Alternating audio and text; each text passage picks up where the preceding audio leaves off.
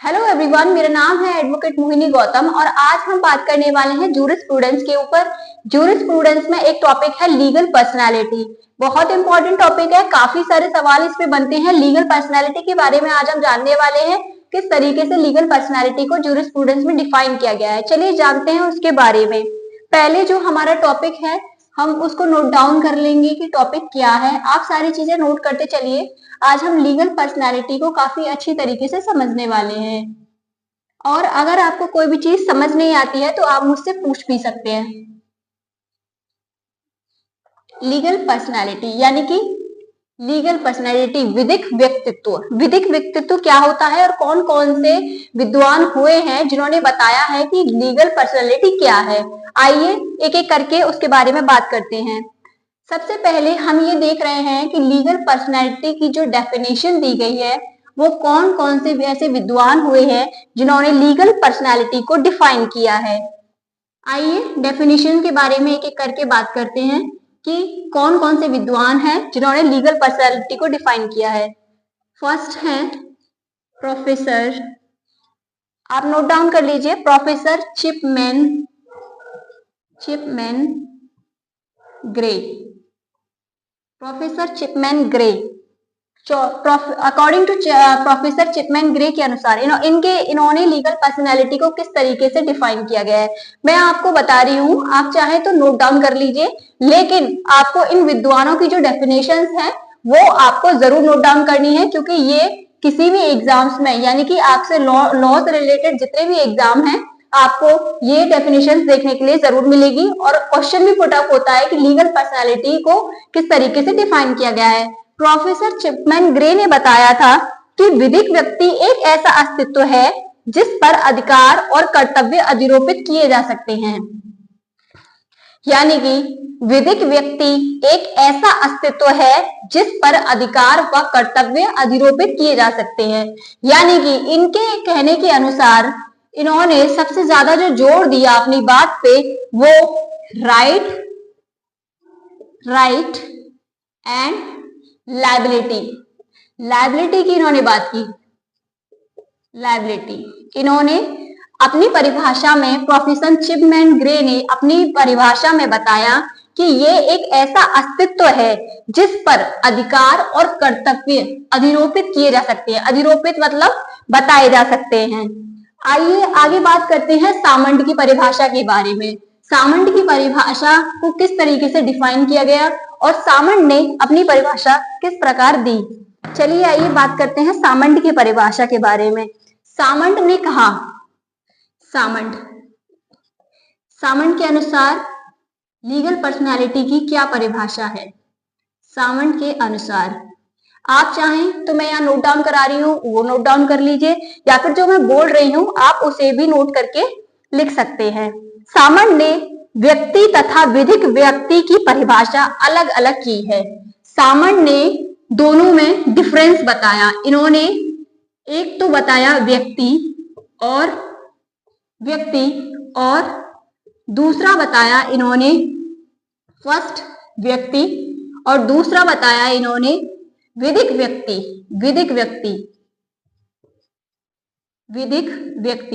यानी कि सामंड ने अपनी परिभाषा में, अपनी डेफिनेशंस में व्यक्ति को और विधिक व्यक्ति को दोनों को अलग अलग रखा है। यानी कि एक तो होता है साधारण व्यक्ति और एक होता है विधिक व्यक्ति। अगर आप लॉ से रिलेटेड कोई भी एग्जाम दे रहे हैं या फिर आप जुडिशरी की प्रिपरेशन कर रहे हैं तो आप, एक तो होता है साधारण व्यक्ति और एक होता है विधिक व्यक्ति, दोनों में अंतर समझ पाएंगे। ठीक है, इन सामंड ने बताया कि व्यक्ति और विधिक व्यक्ति दोनों अलग अलग होते हैं। आइए चलिए देखिए, हम आगे इस पे बात करने वाले हैं कि कौन से साधारण व्यक्ति होते हैं और कौन से विधिक व्यक्ति होते हैं। आइए चलिए आगे बात करते हैं। देखिए, व्यक्ति साधारण व्यक्ति होता है, ये आप जानते हैं। व्यक्ति जो एक समाज में रहता है, जिसका एक अपना अस्तित्व होता है। वहीं एक विधिक व्यक्ति, आइए जानते हैं अब विधिक व्यक्ति क्या होता है। विधिक व्यक्ति के बारे में हम आगे जानेंगे कि विधिक व्यक्ति यानी कि लीगल पर्सनैलिटी क्या होती है। लीगल पर्सनैलिटी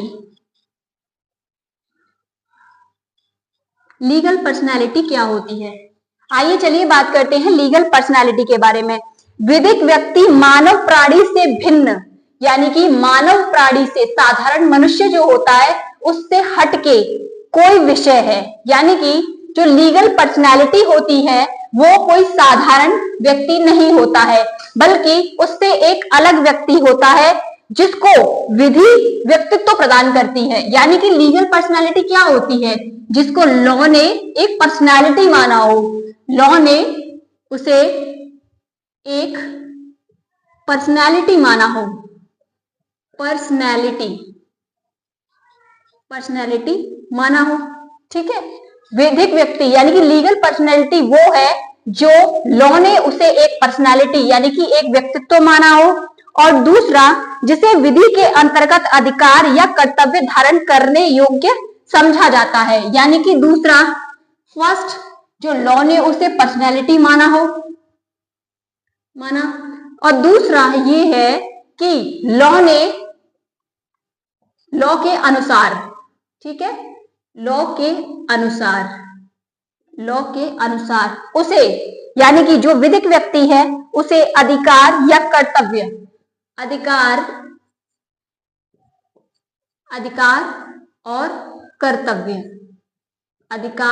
और कर्तव्य प्रदान किए हो। यानी कि फर्स्ट जिसे लॉ ने उसे एक पर्सनालिटी माना हो, और दूसरा लॉ के अनुसार उसे अधिकार और कर्तव्य दिए गए हों। यानी कि आपको समझ में आ गया होगा कि लीगल पर्सनालिटी एक ऐसा व्यक्तित्व है जिसे लॉ ने उसे एक पर्सनालिटी माना हो, और दूसरा लॉ के अनुसार उसे अधिकार और कर्तव्य प्रदान किए गए हों। ठीक है, हमने यहां तक देखा कि लीगल पर्सनालिटी सामंत के अनुसार ये है कि लॉ ने उसे एक पर्सनालिटी माना हो, और दूसरा लॉ के अनुसार अधिकार और कर्तव्य उसे दिए गए हों। चलिए आइए बात करते हैं। वहीं सामंत का एक जो कोटेशन है वो काफी एग्जाम्स में पूछा गया है। आइए उसको यहाँ पे आप नोट डाउन कीजिए, और मैं आपको उसे नोट करा रही हूँ। वो बहुत इंपॉर्टेंट है एग्जाम के पॉइंट ऑफ व्यू से। सामंत ने कहा था व्यक्ति तत्वार्थ है, व्यक्ति तत्वार्थ है, व्यक्ति तत्वार्थ है जिसके अधिकार और कर्तव्य लक्षण हैं, जिसके अधिकार और कर्तव्य लक्षण है। यहां लिख देती हूं मैं, वहां आपको शायद दिखाई नहीं देगा, लक्षण है। यानी कि ये सामंत का कोटेशन है, काफी इंपॉर्टेंट है, ठीक है, मोस्ट इंपॉर्टेंट कोटेशन है ये। व्यक्ति तत्वार्थ है जिसके अधिकार और कर्तव्य लक्षण है, ठीक है। ये जो परिभाषा डिफाइन की गई थी, यानी कि ये जो कोटेशन है वो सामंत का है, ठीक है। ये सामंत का कोटेशन है, काफी एग्जाम्स में पूछा जाता है। आप इसे इंपॉर्टेंट डाल के नोट डाउन कर लीजिएगा। आइए बात करते हैं, काफी सारे और भी विद्वान हैं जिनकी परिभाषा एग्जाम्स में आती रही है, आप उनको भी नोट डाउन कर लीजिए एक बार। चलिए बात करते हैं आगे पैटर्न के अनुसार। पैटर्न ने क्या कहा है? पैटर्न ने लीगल पर्सनालिटी के बारे में क्या कहा है? पैटर्न के अनुसार क्या कहा गया है लीगल पर्सनालिटी के बारे में? आइए देखते हैं। पैटर्न के अनुसार पैटर्न ने कहा विधिक व्यक्तित्व विधि का कृत्रिम सर्जन है। मैं नोट करा रही हूं, आप प्लीज नोट कर लीजिए। विधिक व्यक्तित्व यानी कि लीगल पर्सनालिटी, विधिक व्यक्तित्व विधि का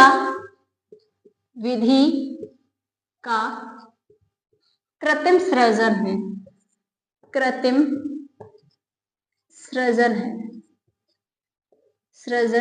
है। अगर आपको कोई चीज समझ नहीं आए तो आप मुझसे दोबारा पूछ सकते हैं। यानी कि पैटर्न के अनुसार कहा गया कि विधिक व्यक्तित्व विधि का कृत्रिम सर्जन है, ठीक है। आगे चलिए बात करते हैं कि जॉन ऑस्टिन ने क्या कहा है लीगल पर्सनालिटी के बारे में। आप लोगों ने नोट डाउन कर लिया होगा, आप वीडियो को पॉज करके देख सकते हैं, ठीक है। आगे हम बात करेंगे कि जॉन ऑस्टिन ने क्या कहा है। जॉन ऑस्टिन क्या कहते हैं? ऑस्टिन का नाम सबने सुना होगा। ऑस्टिन ने लीगल पर्सनालिटी के बारे में क्या कहा है, आइए जानते हैं। ऑस्टिन ने कहा है अवस्था अथवा प्रास्थिति, अवस्था अथवा परिस्थिति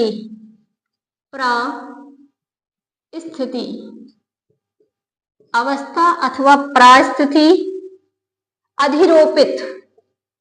अधिरोपित का मतलब होता है, मैं आपको अभी बताती हूं, पहले नोट डाउन कर लीजिए। अवस्था अथवा परिस्थिति अधिरोपित मनुष्य ही व्यक्ति कहलाता है। मनुष्य, मैं अभी आपको इसका मतलब बता रही हूं। मनुष्य ही व्यक्ति कहलाता है, व्यक्ति कहलाता है। यानी कि अवस्था, ऑस्टिन ने कहा है अवस्था अथवा परिस्थिति अधिरोपित मनुष्य ही व्यक्ति कहलाता है। यानी कि इन्होंने कहा, ऑस्टिन ने कहा अवस्था अथवा परिस्थिति, यानी कि जिसके पास अवस्था भी है और परिस्थिति भी है, जिस इंसान के पास अवस्था भी है परिस्थिति भी है और उससे परिपूर्ण व्यक्ति ही व्यक्ति कहलाता है।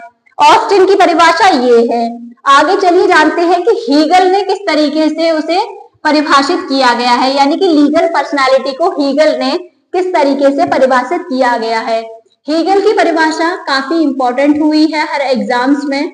आप चाहें तो आप प्रीवियस ईयर पेपर देख लीजिए, उसमें आपको पता चल जाएगा कि हीगल बहुत इंपॉर्टेंट है।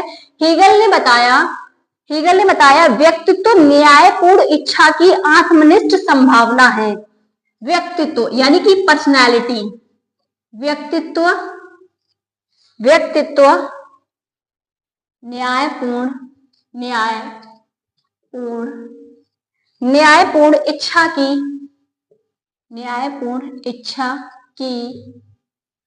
इच्छा की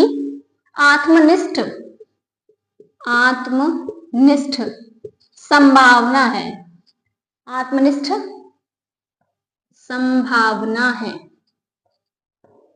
संभावना है। यानी कि हीगल ने बताया कि व्यक्तित्व जो पर्सनालिटी है वो न्यायपूर्ण इच्छा की आत्मनिष्ठ संभावना है। वहीं हम हेंस केल्सन की परिभाषा भी देखेंगे, क्योंकि हेंस केल्सन की परिभाषा भी काफी इंपॉर्टेंट बताई गई है। आइए चलिए जानते हैं कि हेंस केल्सन की परिभाषा को क्या बताया गया है। हेंस केल्सन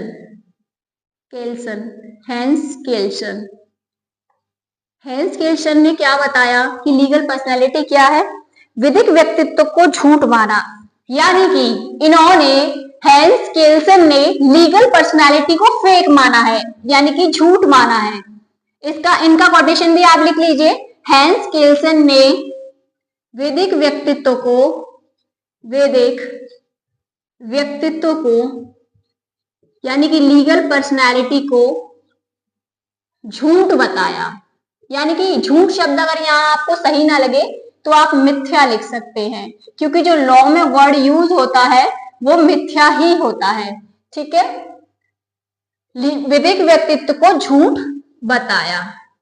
यानी कि इन्होंने कहा कि जो लीगल पर्सनैलिटी है वो तो कुछ होता ही नहीं है, वो तो फेक होता है। हेंस केल्सन ने बताया कि जो लीगल पर्सनैलिटी होती है वो फेक होती है, उसका कोई मतलब नहीं होता है, वो हमेशा से ही फेक होती है।